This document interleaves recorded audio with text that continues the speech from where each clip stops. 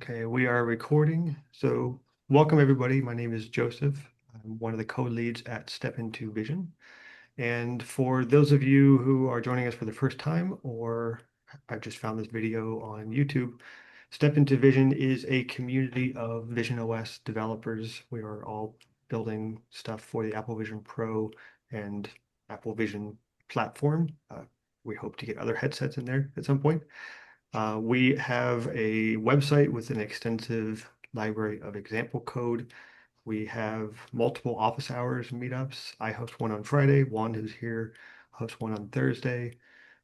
We have just a pretty active community Discord, a newsletter, a podcast. The host of our podcast, Paolo, is here. Jimmy and Mike are the other two co-leads with Paolo and I. And Mike is the host of this new event series that we're kicking off. We have a lot of ideas for this event series, but we don't have any like firm commitments. It's just going to be kind of a little bit of organic growth.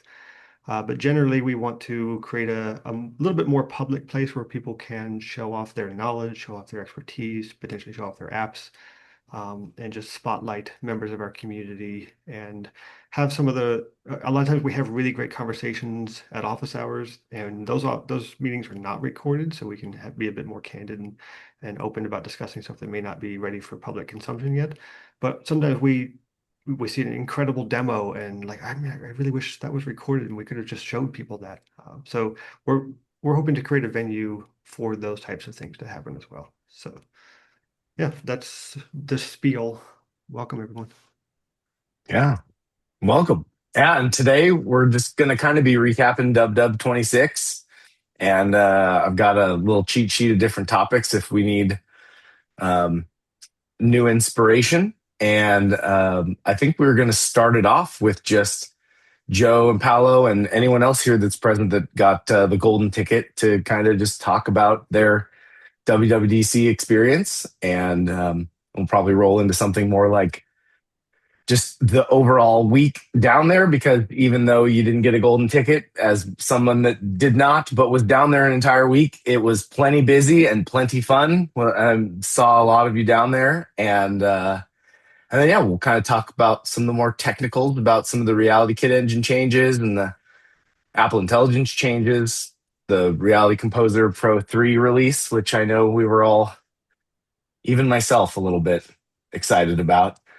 Um, and yeah, but why don't Paolo and Joseph kind of started off with the inside inside the mothership experience?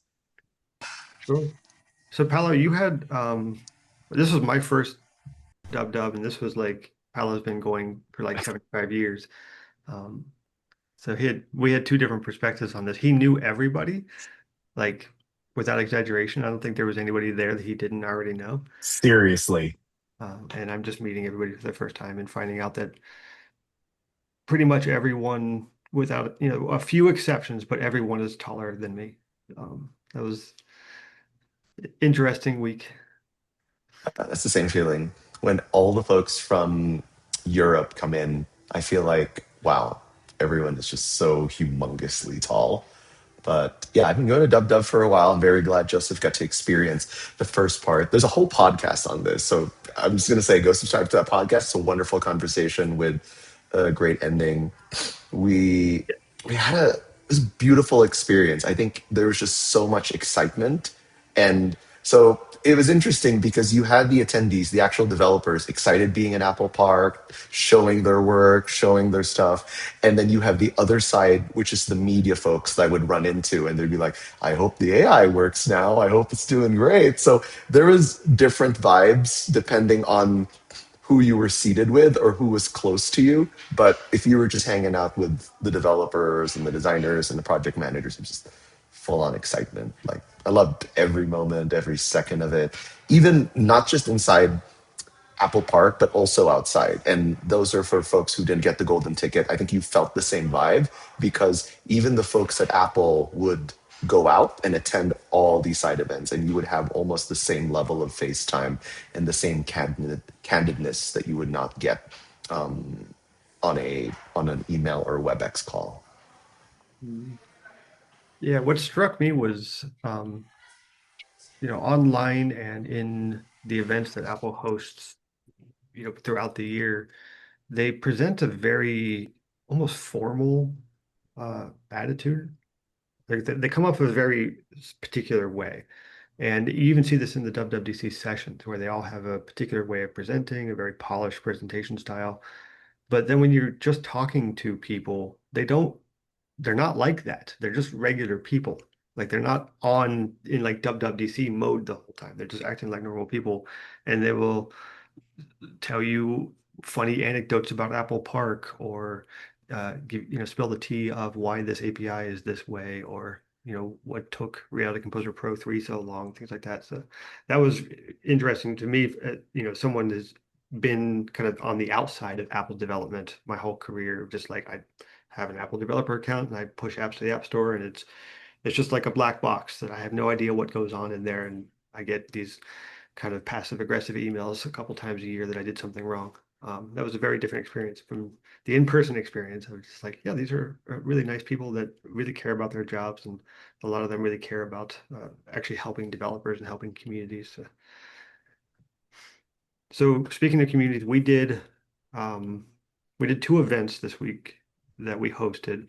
One of them, it was a tradition that Miguel and Paolo started in 2024, like a Vision OS coffee meetup, and Step in Division kind of consumed that event and blew it up this year. We had what 100 people there at this Yeah, core Oh, there's coffee. more than 100 people. yeah, it Yeah. was more than 100 people. There were folks coming in and going because the idea was when folks arrived, they would usually arrive on Sunday and we would be at the coffee shop and folks would stay in that vicinity and they want to go to Apple Park. So putting it at that area in Main Street, Cupertino at Phil's was perfect because you'd come say hi to us and you'd go to the visitor center, get all your swag, and then go everywhere else. But this sort of begun because there was another tradition that's been going on for several dubs. It was Core Coffee. It was a mix of Mac OS and iOS developers. And it was quite far. It was actually in San Jose, and you would drive there and then drive back to Cupertino. And I didn't want to compete with them because a lot of folks go there. Like if you went there after our meetup, there'd be like 300, 400. It just like spills out.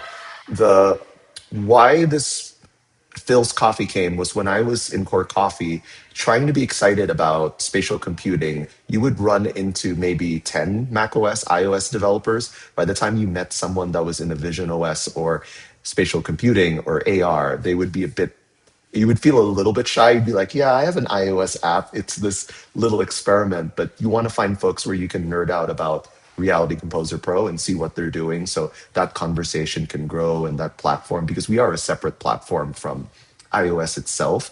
I was observing if WatchOS was going to take shape in some form, but it didn't take off. And now we are in a new platform. Like we are in a new ecosystem, new methods, new ways of doing Windows. Like iOS and iPadOS share because they exist in a two-dimensional plane. We exist in a spatial plane. So I figured we need to have a community of people to come in and grow. So that's yeah, that was the whole idea behind that coffee meetup to start the week.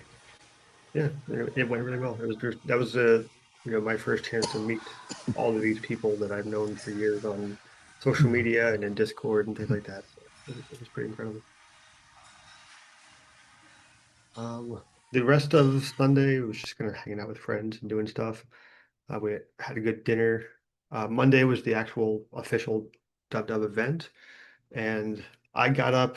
I was waking up super early all week, and I was up early. Figured like I will go down too early and get in line, but I was taking my sweet time because I figured I would be too early. And as I'm headed down there, I run into Jimmy, who was out for a run, and he said, "Oh yeah, Paolo's already down there. He got here so early they had to unlock the garage for him." So literally first in line. I was within like the first group of 50, but he was literally the first one. Just kind of bonkers. But yeah, the waiting in line was like Apple makes the best lines. Like they Hmm. really they they brought The coffee and line donuts. simulator. Yeah, coffee and donuts and hyping people up and just kind of it's like a meetup in and of itself. You just like assigned people to hang out with based on when you show up, essentially. That was the most diverse line I've ever been. It's like 65 countries in one section. It's Mhm. just so fascinating. And it's so fascinating to hear what they're seeing in their social medias because they all follow different folks. Like beside me were several folks from Italy, several folks from Germany. And I think I just found out Vision Pro is not released in Italy. Is that true? Because they were very excited that Vision Pro is coming to Italy. Hmm. Not I Italy. That's likely. It's definitely not in a large number of countries. I was in Copenhagen, Denmark, and they don't have it there. They have to go to, Germany or somewhere else now to get Vision Pro. Romania as well. It was good to know. I was very surprised. I thought Italy would have them. So I did some evangelism and say, hey, since you're so excited for Italy to have Vision Pro, here's a website to get you started. And then just took that off from there. Right. So yeah, line was fun, but actually getting into the event was obviously more fun. Got some good seats pretty close to the main stage. My mental picture of the layout was opposite. I'd seen photos from previous years of the stage, and I knew it was all outdoors, but I always thought they put the stage inside the circle, like, near that big rainbow thing. And no, it's on the outside of the circle. There's like a huge Cafe Max area that like is like a porthole from inside the circle part to the rest of Apple Park. And the main stage was outside, and the other two stages were kind of inside that Cafe Max area. So that was uh different layout than I was expecting. But yeah, we got some good seats, relatively close to the front, and just all the Vision OS developers just kind of found each other. So we were there with Oliver and Roxana and a couple other folks. We didn't see the French people, but we definitely heard them in the keynote. Uh, we had like groups of people that we could just identify where they were based on the excitement for a particular feature. That was pretty fun. They did some because Siri had, I think, some translations in different languages, and when they did the French, all the French folks reacted to it, sort of like they just validated. I think it's interesting to be when you demo something in another language and that actual country reacts to it somewhere there. So it Mhm. was nice. So some of the in-person reactions were pretty fun too. I got to figure out how to say this without being too mean, but there was a couple of things that Apple fixed in Mac OS 27 that they kind of broke themselves in Mac OS 26, and they were touting that stuff pretty early in the keynote, like fixing the rounded corners on the windows and things like that.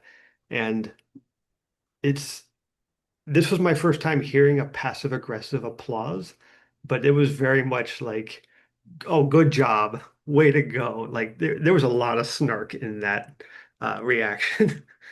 You should have heard the snark in the community kit Oh, watch party. I It bet. was it was magnitudes higher, I'm sure, just Yeah. because we didn't have to worry about politeness as much. Mm. Yeah, It was that was great though. pretty funny. We should have exchanged notes. I wanted to know what community kit folks were cheering on in the keynote because I was very curious now.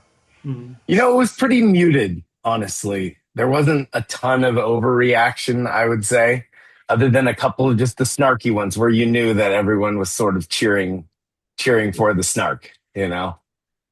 But Yeah, that's they fine. they had the other topics, the parental and child safety stuff that got a lot of like oohs and ahs, and like I can see that being interesting. And then the Siri AI stuff also got like some good claps, but I think a lot of kind of like say when you're gonna ship it before I really clap.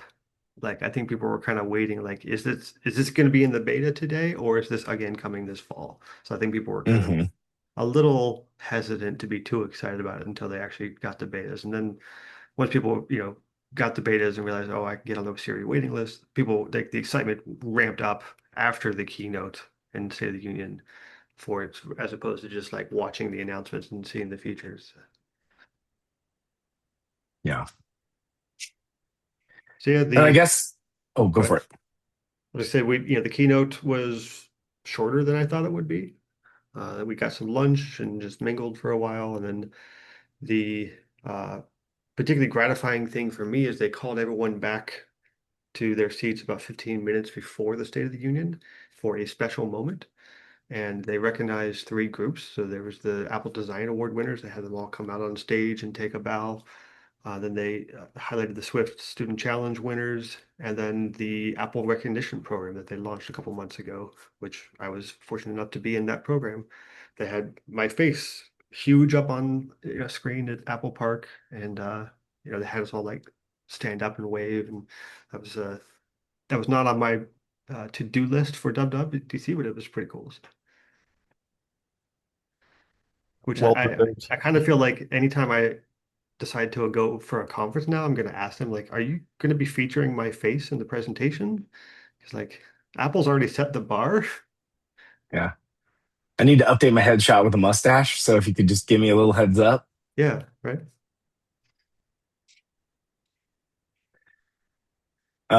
And I guess just to round off the experience part, I think the one other thing we got to call out is just Community Kit and the Step in Division event on the next day, because um, I'm sure the others that were present there got nothing but like the most positive, incredible feedback that I could have imagined getting, both online and in person. Um, just getting that many Vision Pro developers and Vision Pro curious people together for demos, and there was like a genuine excitement, and it wasn't a room full of rumors and speculation. It was just like, these are all people doing things and we're all having fun doing it, and check it out. And the energy in there was awesome. Like, it was genuinely awesome. We basically had to kick everyone out, when our event was over. Yeah, so we hosted an event on Tuesday, and Paolo gets all the credit for hosting both the coffee meetup and Absolutely. the event on Tuesday. He did all the actual work. The rest of us just showed up. But the event on Tuesday was, the event on Sunday, the coffee meetup, was just a meet and greet hangout and, talk in the California sun. The one on Tuesday was much more like a little science fair or a vendor hall at a conference. We had a bunch of tables where people could grab a table, do some demos, show off their apps, and people could go around and check out the various things. We also had people like Matt and Mike just walking around with their Vision Pro on, like airplaying to the big screen, demoing stuff.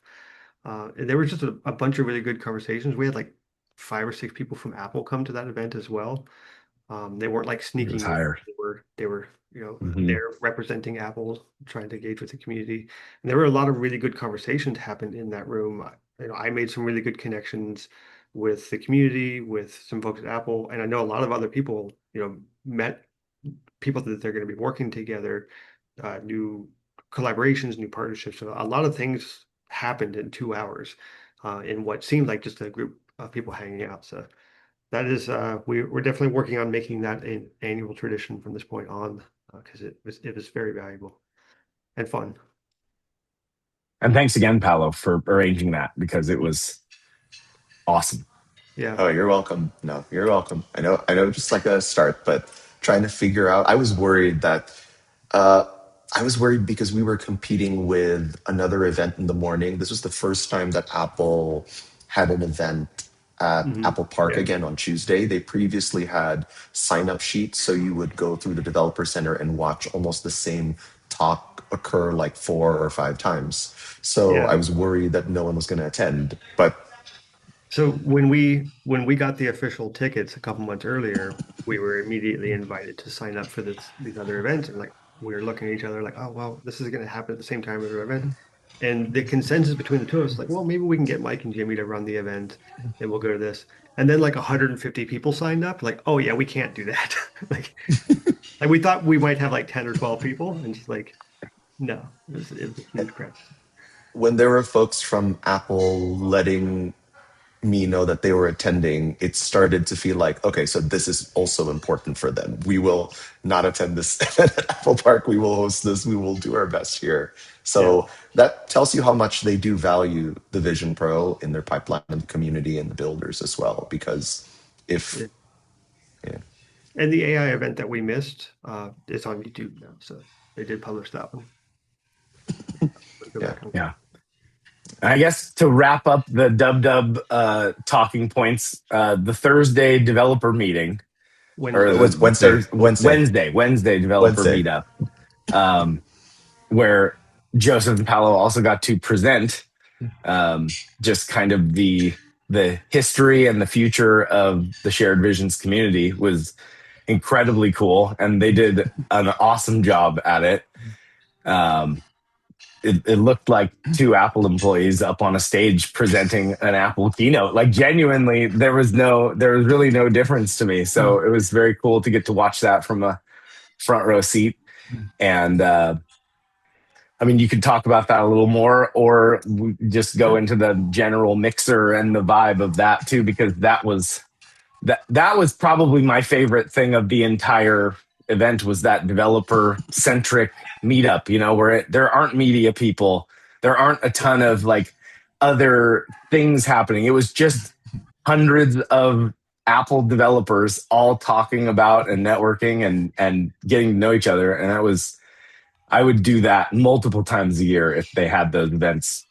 Yeah. So anyone watching from Apple, just know that. 65 countries. So it was like hundreds of developers from 65 countries. Like Susan Prescott, the VP, was there from 65 countries. And I only got more tense the more I saw the crowd. And Susan just had to drill in 65 countries. You will talk to the United Nations of app developers in this room. So it was, yeah. Yeah. I thought I was going to be super nervous, but I wasn't. Like I was just excited after all the practice, and we were very well prepared. We spent a lot of time writing. Paolo did most of the visual work on the slides, and I did a lot of the writing and kind of overall structure. And then we had a contact at Apple who, like a partnership manager, who was meeting with us a couple times a week, coaching us. We were doing rehearsals. We did an early rehearsal with a bunch of executives. They all gave us notes and feedback. Um, Although I would say that the going into that executive rehearsal, let's pat ourselves on the back a little bit. Our partnership manager set expectations like, oh, this is a really tough crowd. They're probably going to have a lot of notes for you, a lot of changes, and we blew them away. They had like one or two little suggestions, but they were just like this was incredible. We can't believe how Skip it. well it went. Yeah, and yeah, they were basically, yes, you're ready to go. And we made a couple more changes after that, but yeah, we did really well. And then just practicing, we 2 or 3 times a week, Paolo and I would just hop on Discord or FaceTime and just go through the whole presentation and work on there's the writing aspect of it, but then there's also speaking it, and it looked really good in words, but it doesn't, like, the cadence of it isn't quite right when you're speaking it. How do you get those transitions from slide to slide and things like that? So there was a lot of kind of behind the scenes work that went into that, and yeah, it was really fun. The reason it looked like an Apple presentation and felt like one is because they gave us all of their resources to use in Keynote, and they coached us, and we got to be in an Apple place. Like, yeah, it was pretty good. I'm not sure if I'll ever get an opportunity like that again, but if they offer, I will definitely. Yes, I would like to do that again, please. Same as well. If they offer an opportunity, I'd raise my hand and say yep. And we've already auditioned, so they know how we talk. Yeah. So Yeah, I was telling them, like, I'm kind of using this as my resume for you to invite me to do some more technical talks at some of the events, like to have them meet with Apple events, and sometimes they have a guest speaker at those, or Apple Developer Academy, stuff like that. So, yeah, definitely same. but this Yeah. this presentation was all about the community. We didn't really we took a little bit of a bow in terms of things that I've made, things that Paolo has made, but we really wanted the presentation to highlight how our community formed and kind of what sets our Sure. community apart from other folks and other communities, and kind of why it's so great and why people should join. And this was the right room for that, because this was the Apple community meetup, not in terms of Apple getting the community together, but Apple hosting a meetup for people who build communities all around the world. So people who have meetups, who host stuff online, who have newsletters or blogs or podcasts. It was a room full of those types of folks as well. So that was probably, I think the crowd was like half people who are developers. All of those community leaders are also developers, like all the Paul Hudsons of the world. They're developers, but they're also writing, hacking with Swift and hosting events and like that. So that was the kind of audience we were going into. And Yeah, like Mike there said, was one. Oh, go for it. like Mike said, the after party or the mixer after that, that was the best part. Like the energy there was incredible. The food was really, really good. The food all week was good, but the food at that event was just so next level. They did not hold back. And yeah, just talking to so many people, they basically had to kick us out, and then we were still just standing outside in the parking Yeah, lot talking for like another hour for to like get an hour. It was like 11 o'clock before the parking lot cleared out. yeah. And just to give the Step and Division community one more little kudos about that, at one point Joseph ad-libbed a, "Hey, who all is part of the Step and Division community?" And I turned my head and just saw all these hands go up in this auditorium. I was like, "Oh, that is awesome." Yeah, So, and you can see it in the you know, photos. A lot of people took photos and videos, and they're all from all these different spots. Like we had like 30 people in the audience. It's like, holy crap. it was cool. Mhm. Well, You to wanna? transition from that a little bit, and let Paolo, did you have something else? No, I wanted to say I wanted you to share your little VIP story. I always your VIP story was Oh, hilarious. that Yeah. was pretty awesome. So, um, we're hanging out with Arthur Schiller of Scenery, and me and Jimmy and Arthur all walk into this auditorium, and we knew that there were seats reserved for us at the front. And he didn't even know that Jimmy and Paolo were speaking. I mean, sorry, Joseph and Paolo were speaking, and we kind of just like do up to the front row, and we're like, we knew Roxana also had a reserved seat there because she was there and she hadn't arrived yet. So we're like, uh, we'll sit her in the middle, and we'll just go on both sides, and then she can come plop down when she gets here. And he like grabs my shoulder and goes, "Those are reserved seats, guys." And I was like, "They're reserved for us." And it was just like kind of a really funny moment for us all to kind of chuckle about. And then of course we sat down and he goes, "Where's Joseph and Paolo?" And I'm like hitting Jimmy's shoulder, like, just tell him what's going on, Or where's Joseph and Paolo? But yeah, great time. Mhm. Um, and the fact that we all hung out in the parking lot till like 11 o'clock just kind of spoke volumes to like the desire and need for situations like that, because we're all enjoying ourselves. Like no one's forcing us to be there and network and talk and have these experiences with other people we've never met before or have known online for years, and walked up to us and go, "Oh, like it's good to meet you in person." I'm just like, "Oh, John, oh yeah." Like it took me, take me a second to like even place how and where. But yeah, it was very cool. um well, to transition on that a little bit, um, I personally didn't really have any time to do any of the sessions live. I know we did a couple of them at the house. Mhm. Um, and this topic goes to everyone that's on the call. Did anyone see a favorite session or lab or an announcement that they, got to experience and wanted to talk about, or just their experience interacting with the labs?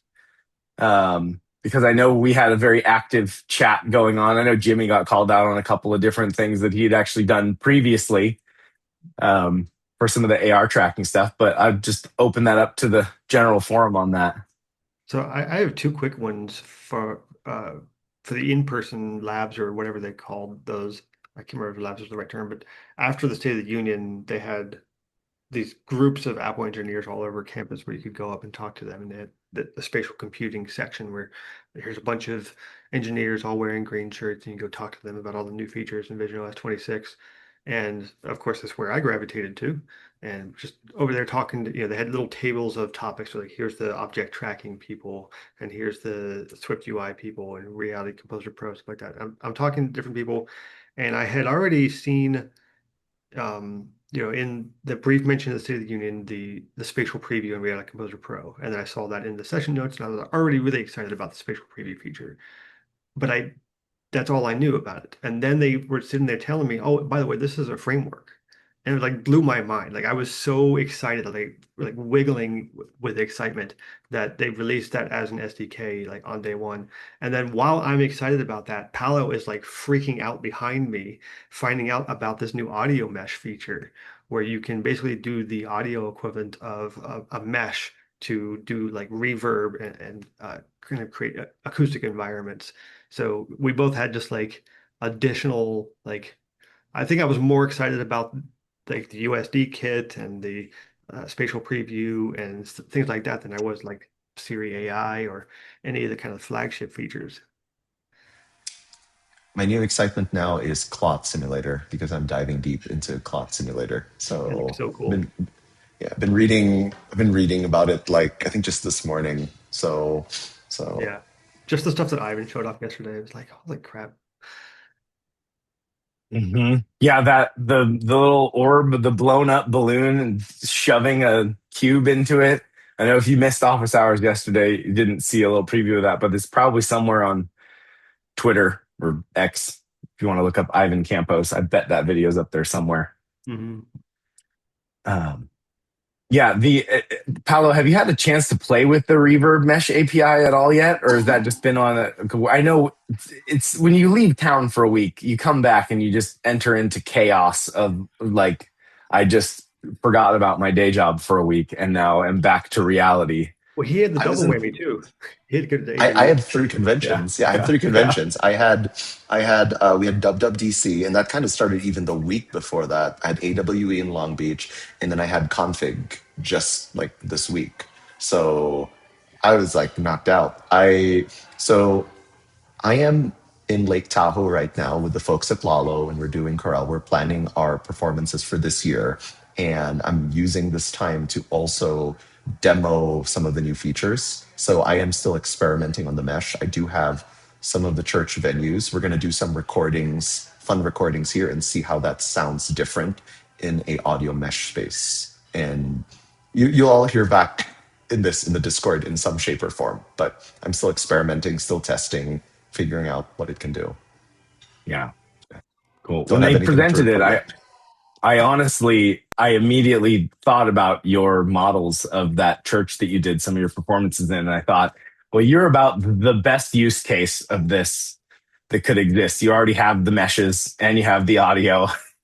Like it's all lined up. Yeah. So what they told me in that group lab is its goal and purpose is for video game levels. So if you were to build like a level, like an arena, you can use that same mesh to create the natural spatial sound if you are there. So that's what they were thinking its use case for. Mine was a very interesting niche one, but definitely useful because I know they have a lot of media apps that have 3D environments like Disney Plus, HBO as well. So if they had the environments there and they can use that mesh to create spatial audio of what you're watching, then it'll be even more immersive. So Cool. Uh, who all's played with the conversational Siri and the Siri orb in depth? Does anyone can anyone speak to that? I've done a few tests with it there. Like the first one was that visualization test where I just took like one of my shoes and said like, "Hey, what am I looking at here?" And I was able to identify it like really well. It was like the exact like I guess like Nike shoe, like you brand, and like the actual model like it was. So I was actually really impressed with that. So I'm definitely gonna like dive deep into to more of that. Yeah, I have the new Siri AI on my Vision Pro, but I can't figure out how to summon the orb. So there's a way if you have your hand out like this and then you do the little circle thing, if you just tap and hold, you'll get the small little orb right there. Yeah, Hmm. just long press. But I can't figure out how to make it persist. No, it'll go away. It won't like just stay there, which I wish it would do. Like that'd be awesome if I could just have it in the corner and Yeah, just that's what like they were always showing like off. look at it. Should be a That's what they were widget showing off in one on of my the keynotes. desktop. It's like they had it like a little pinned volume that you could just place. Yeah, no, it'll disappear after a while. I can't remember exactly how long it stays open, but yeah. But does it not also have an app on Vision OS? It does, Like, yeah. Siri. Yeah, yeah, and that's really cool because the windows, it almost does kind of like a little floating like back and like forth. Yeah. The way they did that layout was actually really cool. So the little app for it has you can obviously type some text into it or speak into it, and you can attach files or images. but annoyingly, you can't just copy and paste stuff into it. Like you go copy an image somewhere, you can't paste it in yet. So hopefully they'll fix that. Um, so one of the things that I saw recently that I'm really excited to play with is the physical space lighting. And I actually saw somebody just released a test flight called Scanline. It's an 8-bit emulator for NES systems, and they're leveraging those screens to broadcast like CRT light on your floor and around. And I thought that was an incredibly fun use case for something like that. Mhm. That the projective textures and the physical space lighting seem to be things that I'll really gravitate towards once I actually have time to go play with them. That's Yeah, this awesome. was the I feature remember we. back in 2009, sorry, Joseph. I remember back in 2009, I had a buddy that I was working with that now works at Apple, but he was in the like emulator community projects, and somebody had just added a feature to it so that it showed like a reflection, like use your webcam and showed a little bit of a reflection on the curved TV skin that they put on it. So just all of those little things to like make it feel like a little bit more of a real nostalgia item. I geek out about that stuff. That's awesome. Yeah. Yeah, I I'm actually really just loving. oh go for it. Sure. No, I'm also really loving this like surrounding effect. Like the sense of presence you get from that is just unbelievable. Like only like if you just put a point light in your room and you drag it around like a spotlight, you'll see your room illuminated. When you go behind the wall, it's also covered by the wall, so it's it feels like it's there. Like and the other thing is that it also works on the system environments, which is really cool. Oh, I didn't try Hmm. that. Yeah, so Yeah. I'm planning to make a little firework app or something like that, so you can Ah, play nice. in the system environments. That's so So funny. keep that That going. was my idea of it too, like using it like fireworks and stuff. I would like to add to this topic of environments. I joined a call about the web uh, advancements, including the model tag. And last year, Apple introduced the environment web backdrops. So every web page could um, have a USDZ become the environment for the Safari window. But the user had um, to activate it. Mhm. Uh, and now they changed it with a little caveat. They made it compatible to the model element that was also introduced last year, but the model element can now be told either you stay in the normal canvas as a normal part of the web page or become a full screen, they call it now immersive mode, like a full screen video player. Mhm. And then any model you have on your website can become a full blown environment.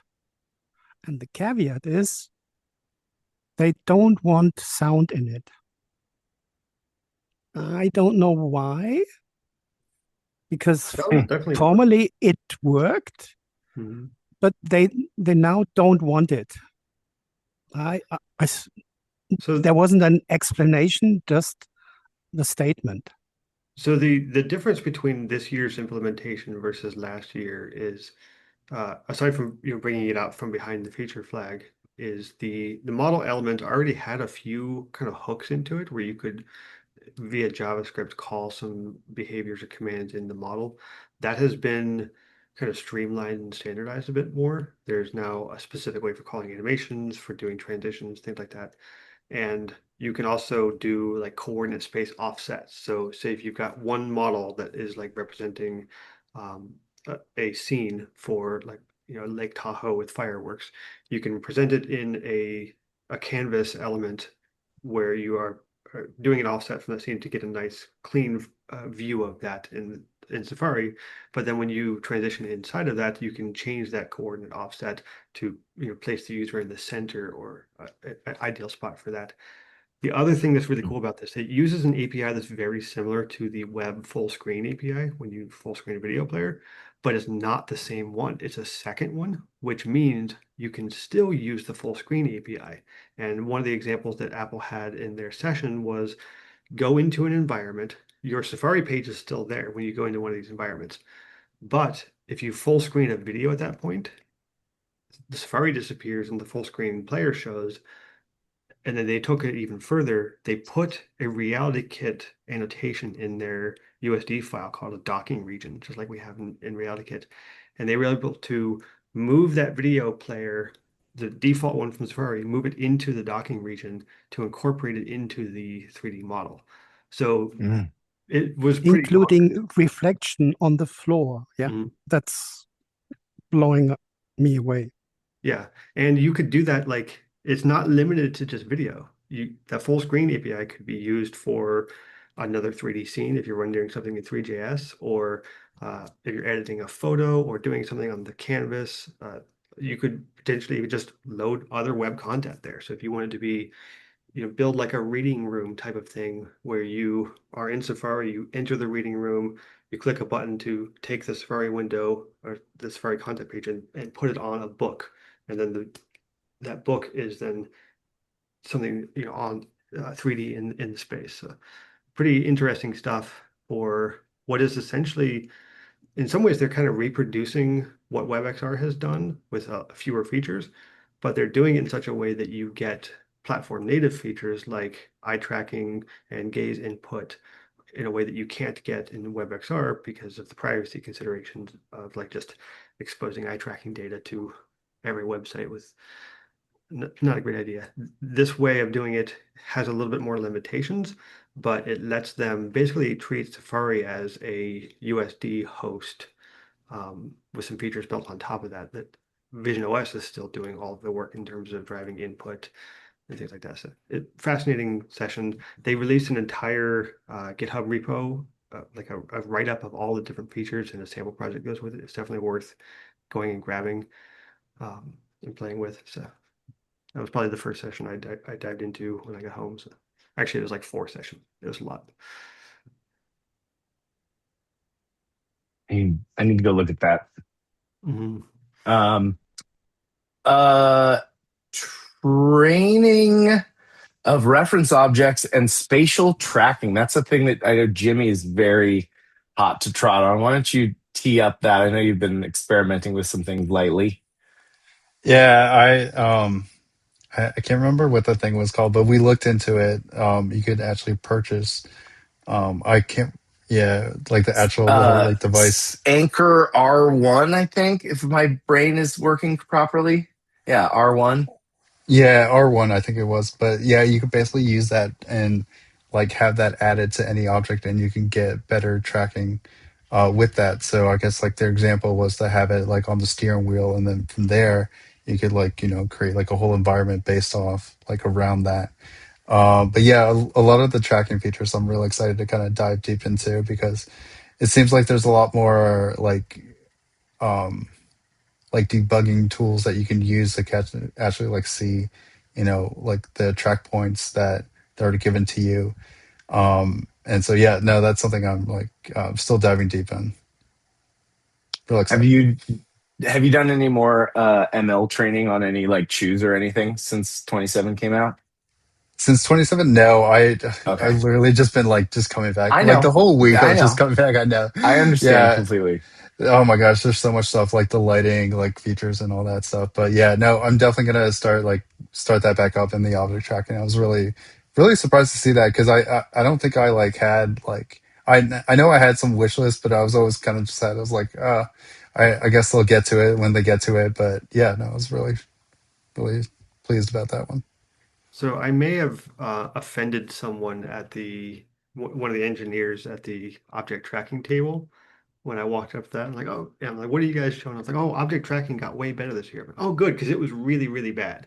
And he's like, what do you mean? I was like, well, we had to like take all these photos and wait for hours and hours to scan the thing, but now it's better. He's like, oh no, you still have to do all that. Like, just, okay, tell me what's new.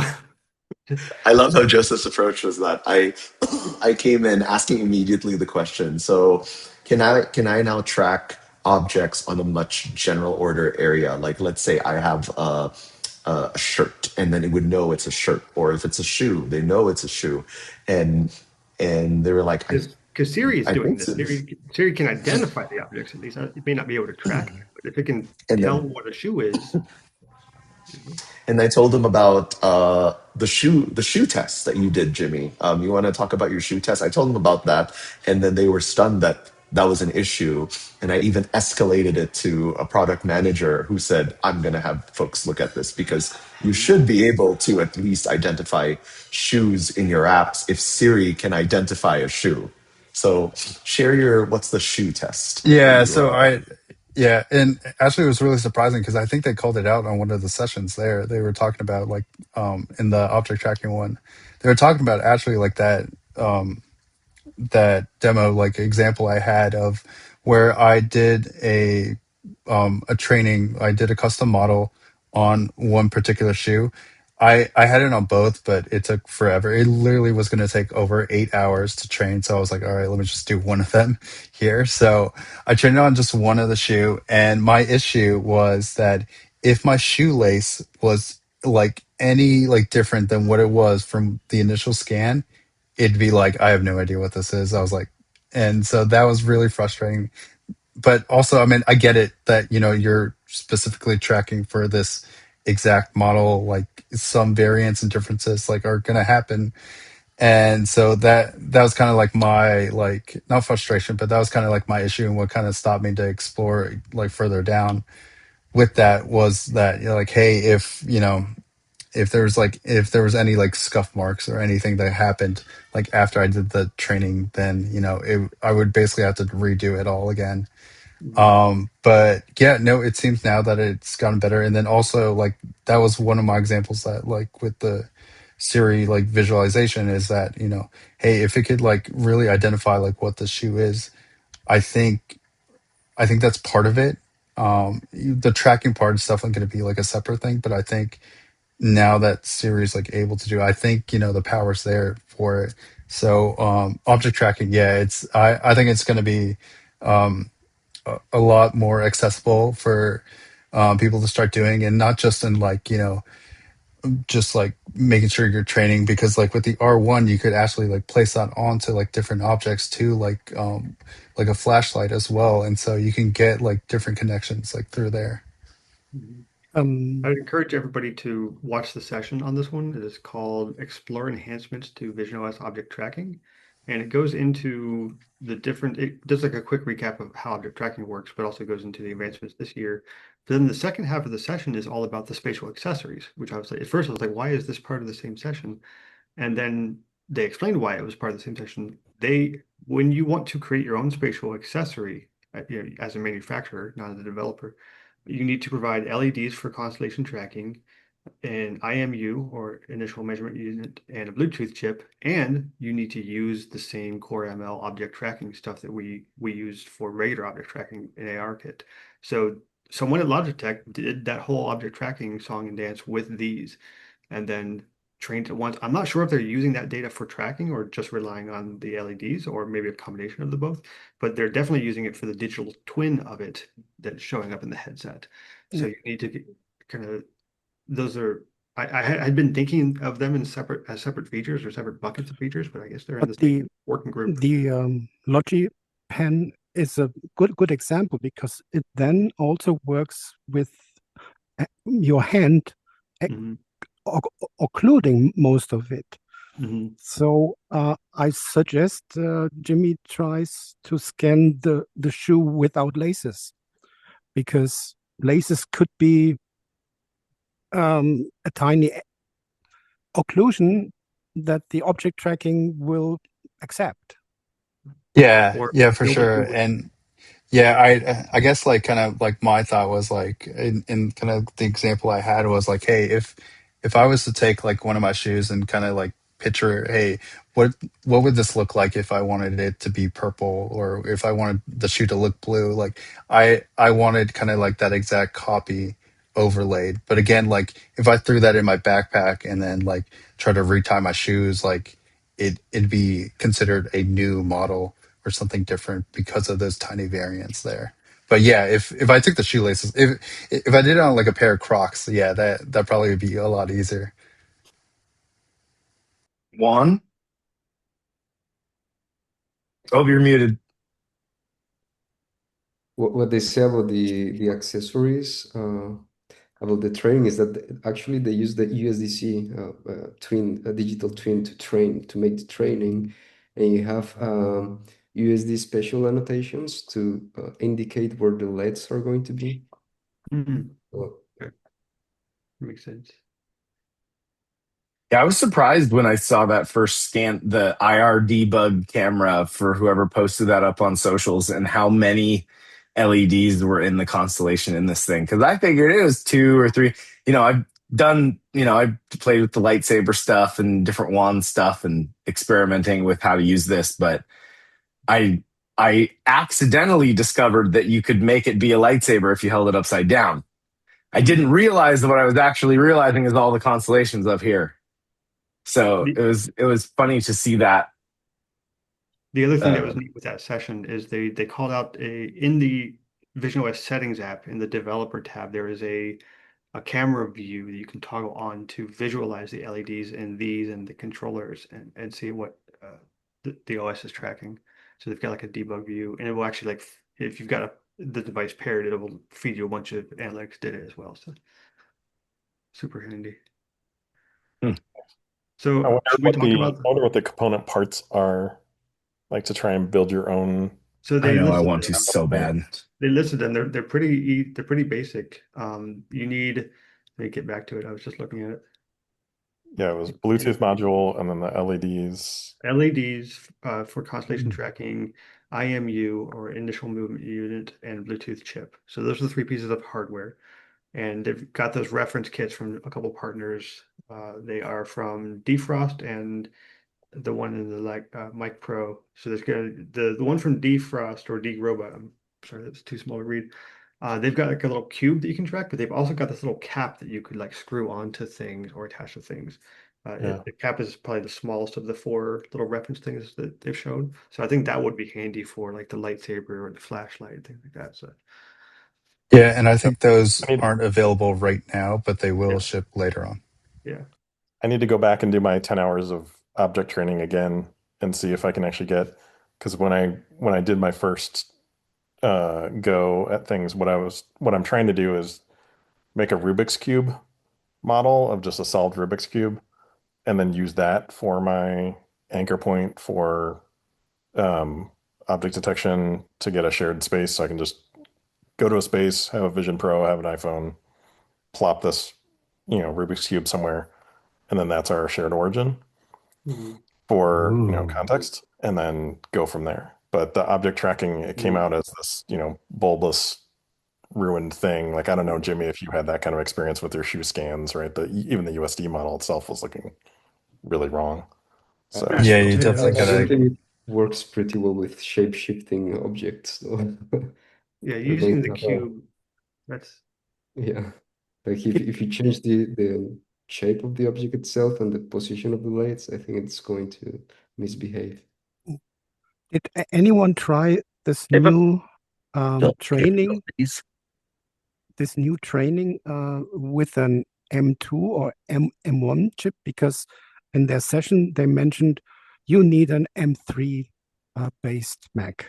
oh wow. oh, that's good to know. Thanks, Tom. Yeah, they've got the regular object tracking and then the enhanced object tracking, which Yeah, takes even longer. Like they were. Yeah, it does. All right. Well, maybe All right. on the older models you have to wait for days. Yeah, I would start mine like either like at 10 o'clock at night, and then I'll just like get back to it like in the afternoon. It's like when I get home. Well, in keeping with standard practices here, let's talk about Reality Composer to take it on home. I'm sure many of you have gotten to experiment with it. I know Steve has some serious opinions about things. Why don't you start it off, Steve, about what you think about Reality Composer 3 and try to keep it nice. No. No, no. I was the first one. Remember when we were sitting there and they announced it, and I was like, Oh, I "What?" know.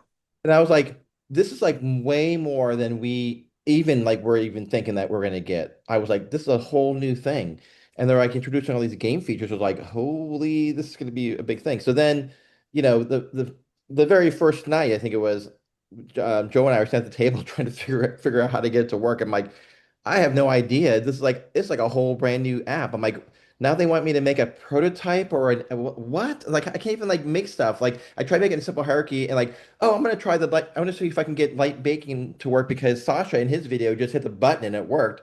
I'm like, okay, let me pick a couple objects and do it. And it's like I knew it was gonna be that easy.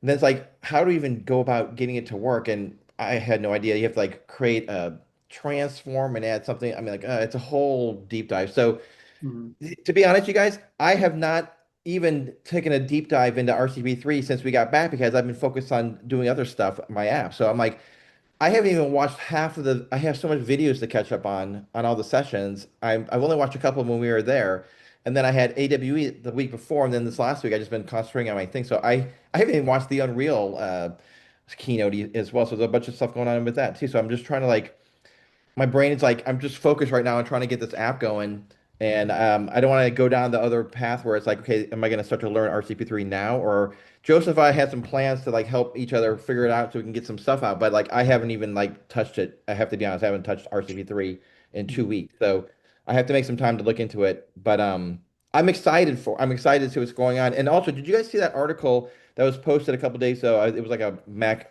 rumor thing where they someone basically said that, oh yeah, there was like hints of an old game engine, Yes. from I think. It's called So that Our Machinery. Yeah. yeah. So I'm pretty sure that's what somebody else who works at Apple leaked to me like 2 years ago at an event, and I was like all excited, like, what? You guys have an internal game engine? I think that's probably what they're referring to. Mhm. But I'm like, yeah, okay. So it seems like they're just taking features from it and putting it into this new RCB3. Like I don't know how much is it a total rewrite? Are they just bolting stuff on? You know, Oh, it's a total rewrite for sure. It yeah. looks like a total rewrite for sure. So let's see. Hopefully, maybe that Thomas? means it'll Oh, be sorry. added to. Go ahead. Sorry. Oh, Juan? Or yeah. Oh wait, no, Thomas, you were muted. You took your Yeah. hand down, but you were muted. Yes, it's a total rewrite, and I would like to point you to the GitHub repo of Christian Diaz. He did um, a re-engineering of Reality Composer to Reality Composer version 2, and now he started to do the same for the 3 version. Mhm. And he used, I guess, Claude Code to help him do a clean room re-engineering. And it's fascinating. It's a fascinating read of his and Claude's work about analyzing the file structure, the new approach. It has, in his and mine opinion, nothing to do with an USD editor any longer. Mhm. It's a total reality editor, and they are still um, building the the foundation because they have Apple has a GitHub repository for reality scripting where they describe all the nodes that can be accessed with the Java script core engine. And so maybe this is to invite others to create game engine levels, yeah, from Mhm. outside the Apple or Reality Kit ecosystem, or to even invite other headset operating systems to do similar stuff or become compatible. That would be very exciting because Apple does an all new approach um, with its game engine. When you have game assets made out of open source file assets like USD or USDZ, and then your game logic is a JavaScript file, and yeah, that's a total different approach. It's optimized on load, not on compile or bake time like all other engines do it. That's cool. Juan? Yeah, on that regard, I'm particularly excited about the integration of custom systems and custom components because I know that they were like putting also the other side for no code reality kit projects, and that's great for designers. But as a developer, I also want the other stuff to work. And I find it so cool that now you can usually actually use real code and put it into your reality project and preview it there. So I think this is going to optimize the iteration time because I usually will like go to the code, test it, tweak a little bit the parameters, maybe an attraction force or something like this, go back to the headset, and this will take so much. And so now having it directly on the Reality Composer Pro, it's going to facilitate the integration. And even like for larger projects, I think it's going to bring developers and designers together. So I think they're doing a really good job. Joseph, I bet you have some opinions. Yeah, so I've been I've been working with Reality Composer Pro 3 a little bit and doing some of the sessions and just playing with the app. And I'm developing kind of a mental model of how it works that I wanted to share with you. So in Reality Composer Pro 1 and 2, we created a scene. Every scene was a USDC file, and then we would add entities to that scene. There's a couple pre-built entities. We could add things from the library, and then we could add components to those entities. So, an entity is always basically a transform with a bunch of other components. And that was pretty much the mental model for Reality Composer Pro 1 and 2. You basically just making scenes and creating entities. There was a couple of other little workflows like the shader graph or the timelines. Reality Composer Pro 3, you still create scenes. They're not really called dedicated scenes anymore. They're called entities. You create an entity that happens to be a scene, and you fill that hierarchy with, again, entities, and then you add individual components from there. The big difference, though, instead of having scenes, entities, and components, we now have entities, components, and data, for lack of a better term. Before we could, Reality Composer Pro was a composition tool. You have a bunch of 3D assets, you are composing them into a scene and then shipping it into your app. Now it is much more of a 3D authoring game engine tool. You're not going to be doing 3D modeling there, but you bring in your assets, you do all the same things that we could do in Reality Composer Pro 1 and 2, but you can do a lot more. So that fourth category of thing, the data, I want you to think about it this way. The the same way that Xcode will automatically populate its UI. If you select on a Swift file, it will bring you to the code editor. If you select on a plist, it will bring you to a dedicated interface for editing plist. It does the same thing with storyboards. Xcode is an app that supports a bunch of internal file formats and has bespoke editors for those. Reality Composer Pro 3 follows the same model. It has a workspace, and by default, when you open it, you're in a single workspace, and a workspace is that top level tab. You can open as many workspaces as you want, and then inside that workspace, you will have many tabs for each of the different editor types or each of the different types of data you are editing. So if you're in a scene, composing entities or dragging stuff around or adding components, you will be in the 3D editor. You'll see your hierarchy and your 3D viewport and your inspector. But if you are in a shader graph, you will see a totally different interface, or if you're in the script graph. So it takes a little bit of time. Like Steve and I were banging our head on it in Cupertino, just like around the dining room table, but we didn't have that mental model there. And now that I've kind of worked with it enough to kind of understand that structure a little bit, it's starting to make more sense. It's going to be, we're going to do a lot of examples with it. There's an interesting way of tying it to an Xcode project. These are not inside your Xcode project the way that they were in VisionOS 1, 2, and 26. They are now separate from that. You can put them in the same repo if you want, but you don't need to.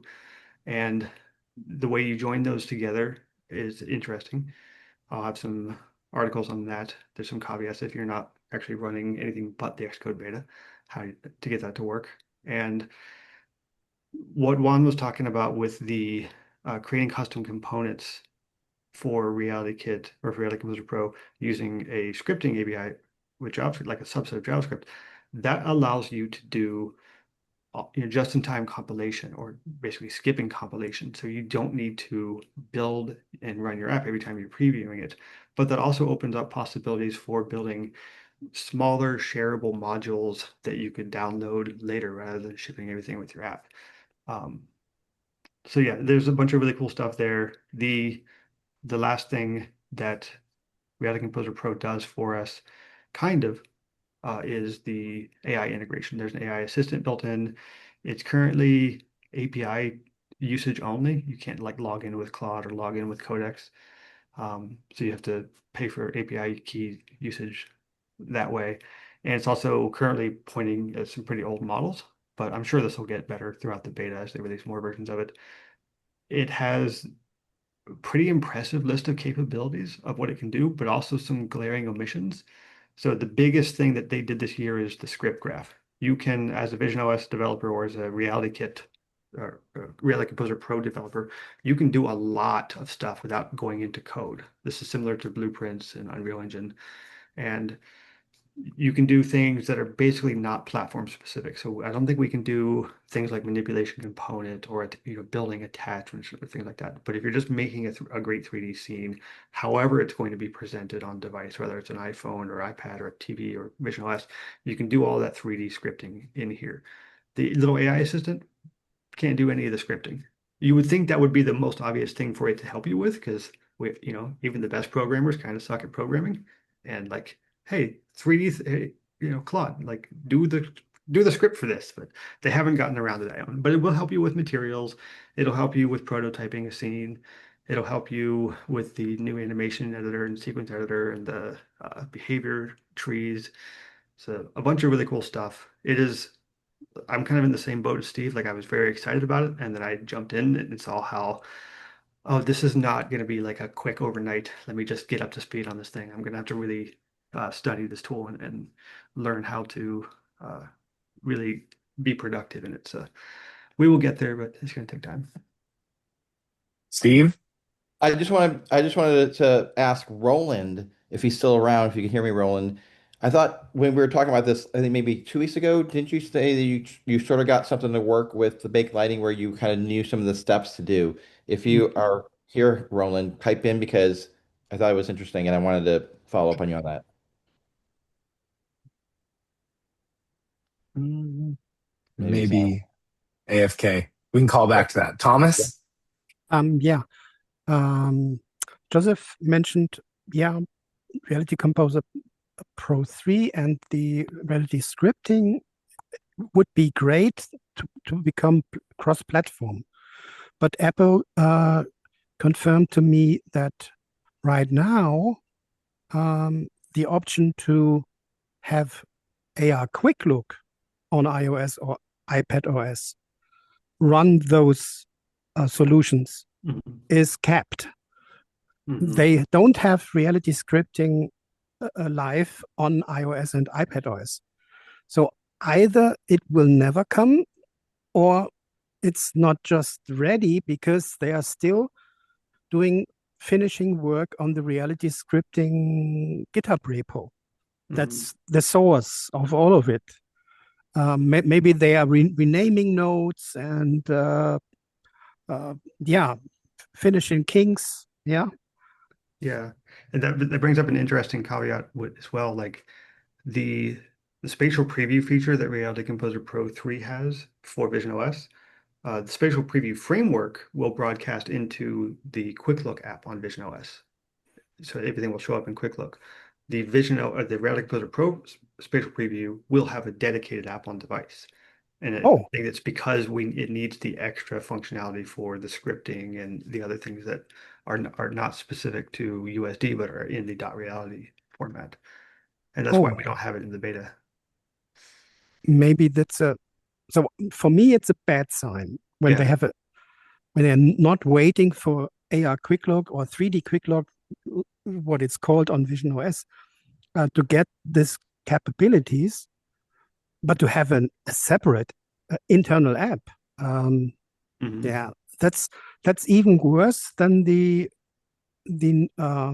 signal I got yesterday or so when they announced, we now have a flag for the availability of Material X.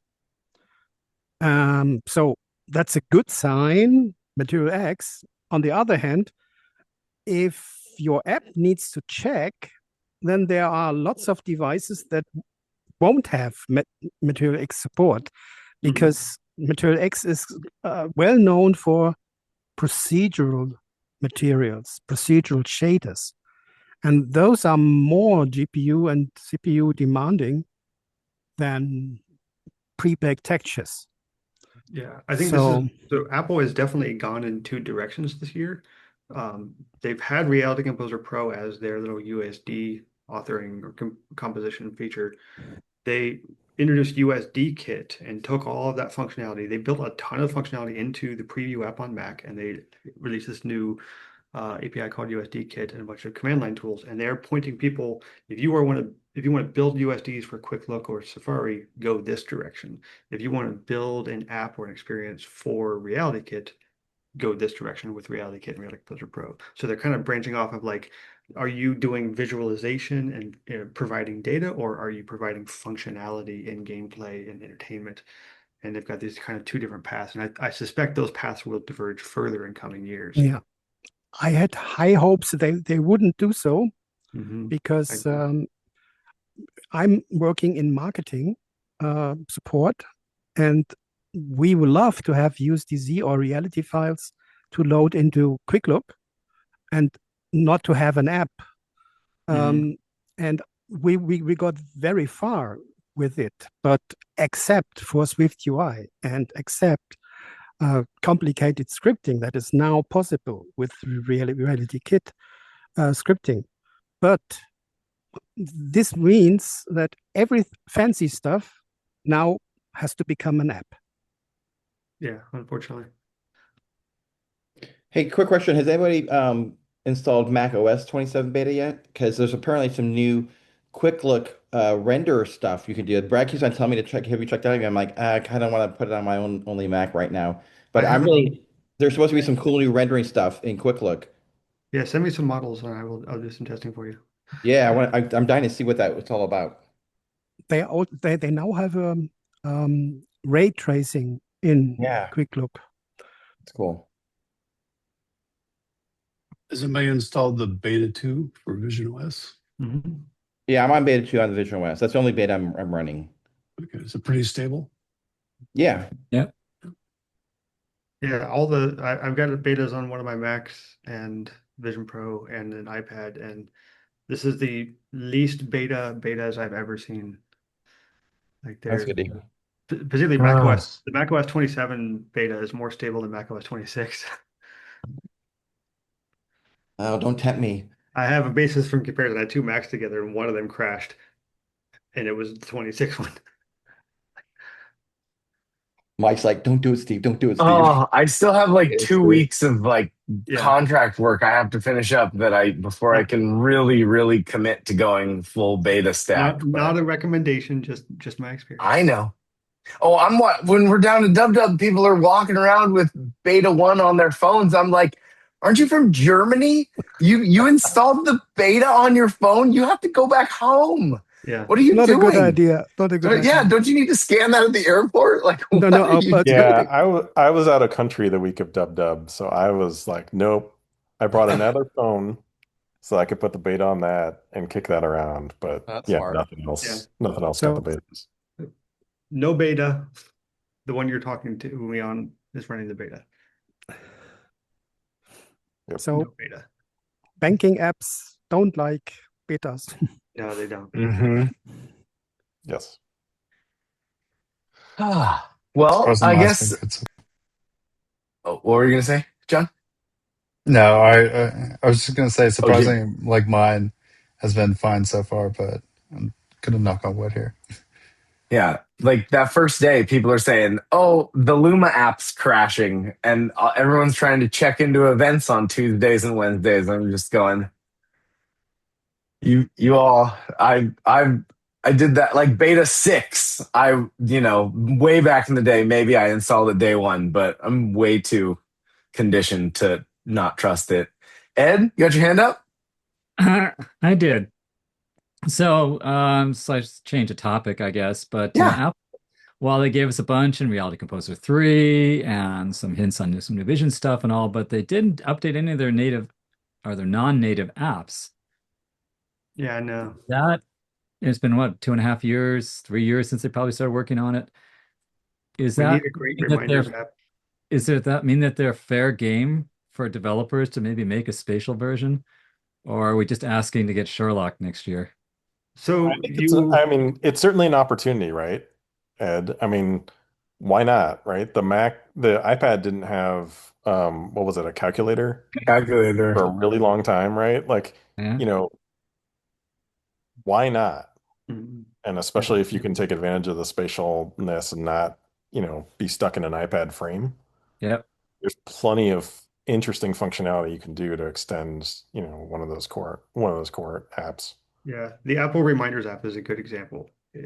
They have an iPad compatible version on Vision OS that has all the features that are built into reminders, but they also have Event Kit, and there's a couple of Vision OS Event Kit based reminders app, but Event Kit doesn't have all of the same data.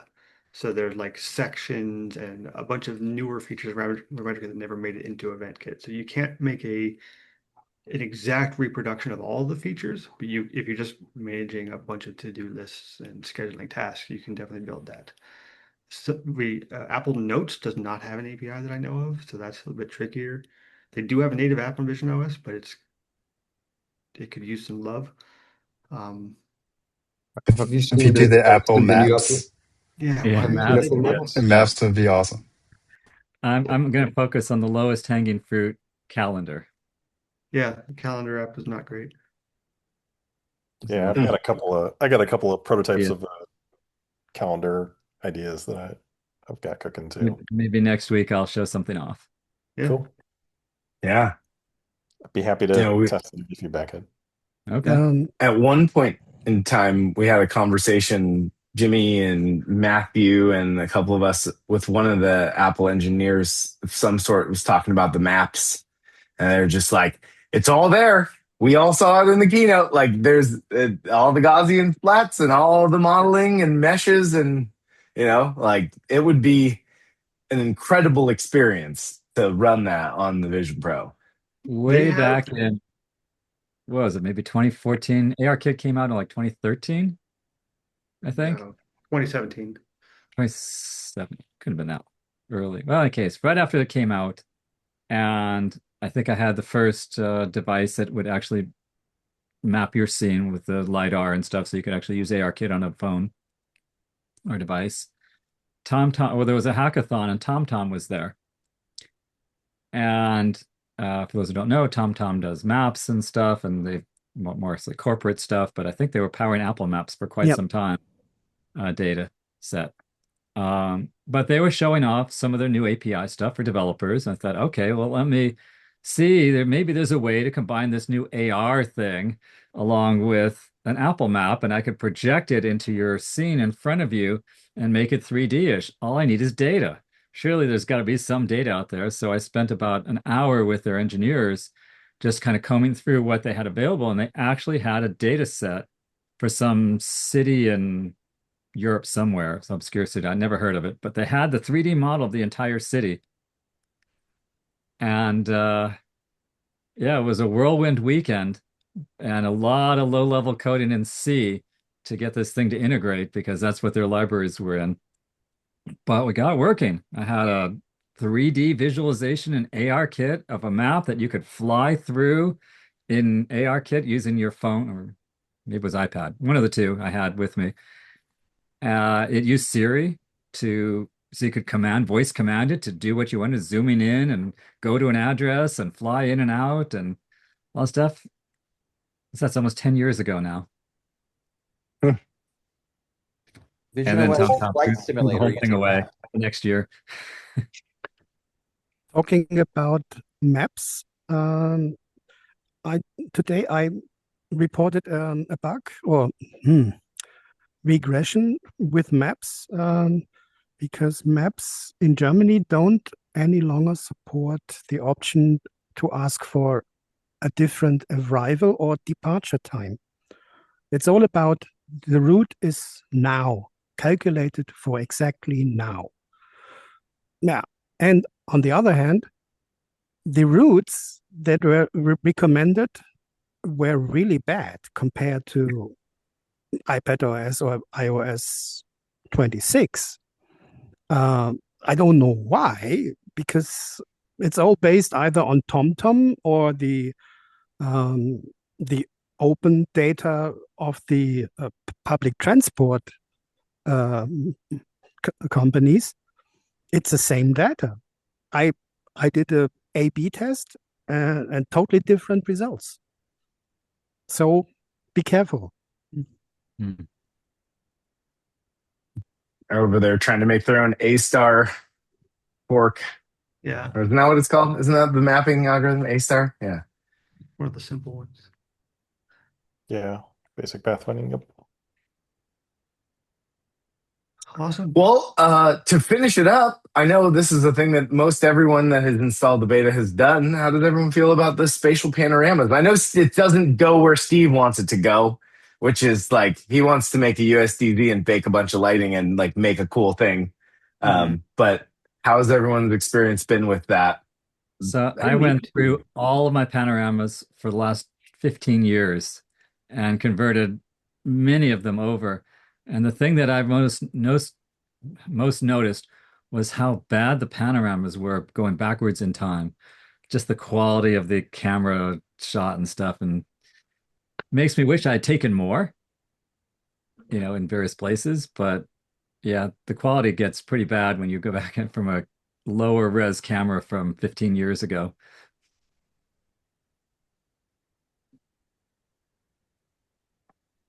Yeah, Yeah, I've never been very good at taking panoramas. I think I just move too much or shake too much. It's always a wiggly line. Like I see the little arrow getting a little off center. They're not great. I have a good one from Dodger Stadium at the Game One World Series 2 years ago that I just tried out, and it was pretty cool. I'm trying to find it. How do you filter by panorama in photos? it's like collections or whatever, and then you scroll down to the types, Yep. like Oh, I photo see. Okay, yeah, hold on, type. hold on. Yeah, the Yeah. one thing I noticed too is that the it does a little bit of that like spatialize where it tries to do a little bit of that map. So sometimes some objects it cheats it and look good. Other times you got some weird things, but it's kind of getting there a little bit to give you a sense of, not just just like a still image, but like you're getting a little bit of spatial.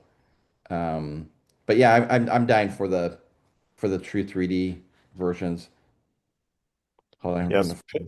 panoramas has been my thing since the Vision OS came out. I've been trying to be really good about taking panoramas wherever I go.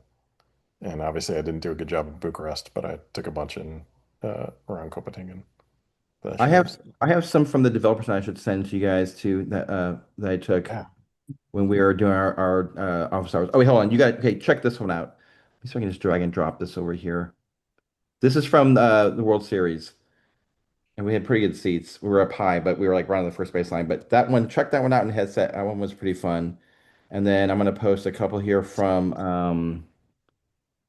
Oh, I took these. I took these when Ori was given the Best in Show awards at AWE. I just gonna do one there for you guys, and then I'm gonna put one or two from the Developer Center when we were sitting out at the Visitor Center. You For guys can those who see. are watching the video recap of this, we're throwing some panoramas in the chat. And sorry, you're on YouTube, you don't get to see those. If you want to see them, join our Discord server. We have a little Yeah, media we'll put them in the media channel. Yes.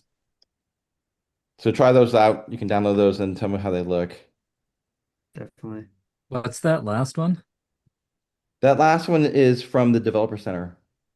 From the Visitor Center, where I went to walk as close as I could to the street to try to see if I can get the opening of Apple Park. And then I have one more here. This is from Long Beach when at AWE. I was out in front of the convention center. I tried to do one before I left for the day. It's cool that they gave us something to do with our panoramas. Yeah. I mean, really. Like I'm not a photo taker, but I have taken a lot of panoramas in a lot of places just because it's a way to record that moment in time a little bit more effectively for me.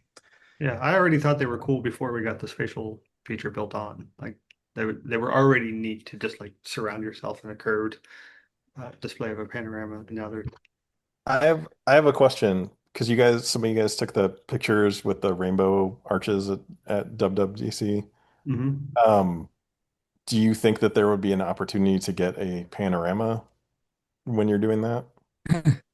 I might have one There'd be a from. lot of people on the shot because anytime you see something like one nice photo of one person sitting there, there's like 45 people going Like ready waiting for for their their turn? turn. Yeah. That's what the AI scrub brush is for, The right? cleanup. Yeah, the cleanup.